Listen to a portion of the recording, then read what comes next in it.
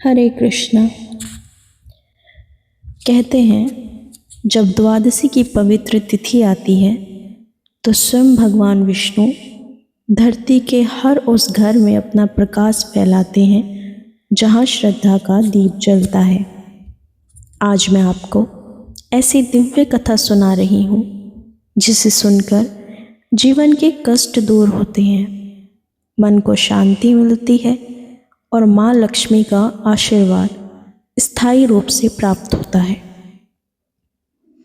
बहुत समय पहले की बात है। एक नगर में हरिदास नाम का एक ब्राह्मण रहता था। वह अत्यंत धर्मप्रिय, सहनशील और सत्यवादी था, परंतु उसके जीवन में गरीबी का संकट कभी खत्म नहीं होता था।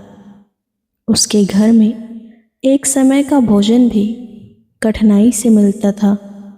परिवार का पालन पोषण करना उसके लिए एक बड़े युद्ध जैसा बन चुका था। फिर भी हरिदास भगवान विष्णु में गहरी आस्था रखता था और रात दिन उन्हें पुकारता रहता था। दिन बीतते गए, गरीबी बढ़ती गई, लेकिन विश्वास कभी कम नहीं हुआ।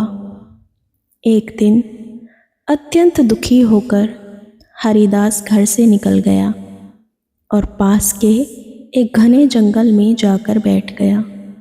वह रोते रोते बोला, हे प्रभु, क्या मेरा भाग्य कभी नहीं बदलेगा? क्या मेरी भक्ति में कमी है? क्यों मेरे घर में सुख शांति नहीं आती?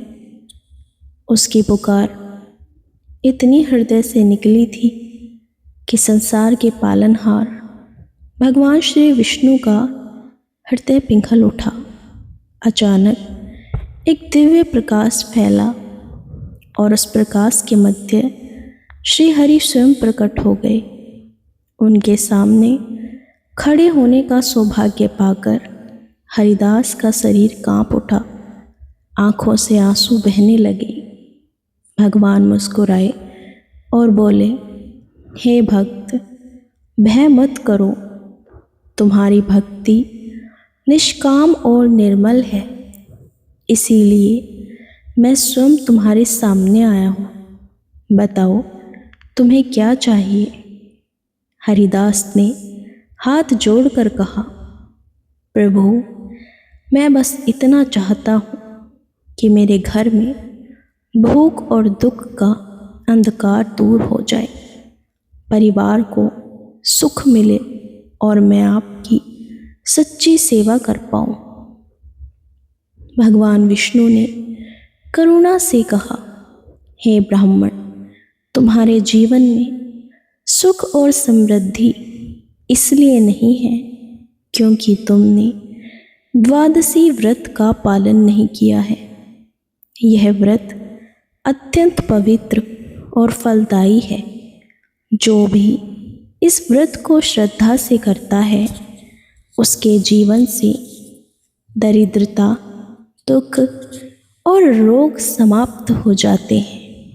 हर मास की शुक्ल या कृष्ण पक्ष की द्वादशी को मेरा व्रत कर मुझे तिल, दूध, फल और तुलसी अर्पित करो। मेरी कथा का श्रवण करो, मैं तुम्हारे जीवन को अवश्य बदल दूंगा। ऐसा कहकर भगवान अदृश्य हो गए। हरिदास की आंखों में उम्मीद का प्रकाश जाग चुका था। वह तुरंत घर लौटा और अगले ही महीने की द्वादशी को व्रत आरंभ कर दिया। पहली द्वादशी के बाद ही घर में परिवर्तन दिखने लगा। जहाँ पहले घर सूना और उदास रहता था, वहाँ अब शांति और प्रसन्नता आने लगी। कुछ ही दिनों में हरिदास की मेहनत रंग लाने लगी। किसी ने उसे काम दिया, कहीं से अन्न मिला, कहीं से धन प्राप्त हुआ। सब कुछ ऐसे होने लगा जैसे भगवान स्वयं उसके मार्ग प्रशस्त कर रहे हों।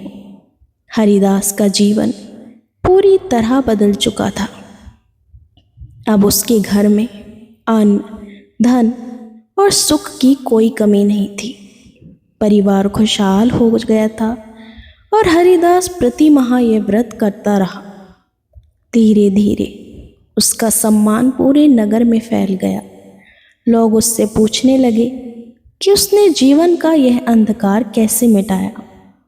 हरिदास विनम्र भाव से कहता, भगवान विष्णु की कृपा और द्वादशी व्रत की महिमा से मेरे सभी संकट दूर हुए हैं। एक रात हरिदास को स्वप्न में भगवान विष्णु फिर दिखाई दिए और बोले, हे भक्त, द्वादशी व्रत सबसे श्रेष्ठ है। ये न केवल धन देता है बल्कि बुद्धि, शांति, संतोष और मोक्ष का भाग भी प्रदान करता है। जो इस तिथि पर मेरा पूजन करता है, तुलसी और तिल अर्पित करता है, कथा सुनता है, उसकी सारी मनोकामनाएं पूर्ण होती हैं। मैं स्वयं उस व्यक्ति और उसके परिवार की रक्षा करता हूँ। हरिदास ने हाथ जोड़कर प्रणाम किया। वह जान चुका था कि द्वादशी का व्रत केवल एक कर्म नहीं बल्कि आत्मा को पवित्र करने वाला दिव्य साधन है। समय के साथ ब्राह्मण हरिदास ने पूरे नगर में द्वादशी व्रत की महिमा फैलाई। लोग उसके बताए मार्ग पर चले और उनके जीवन में भी चमत्कार होने लगे। नगर में समृद्धि, शौर्य और सौहार्द बढ़ता गया। भक्ति का प्रकाश अब हर घर में फैल गया। कहते हैं, जहाँ विष्णु द्वादशी की कथा होती है, वहाँ लक्ष्मी नारायण का आशीर्वाद स्थायी रूप से बना रहता है। बोलो ओम नमो भगवते वासुदेवाय नमः।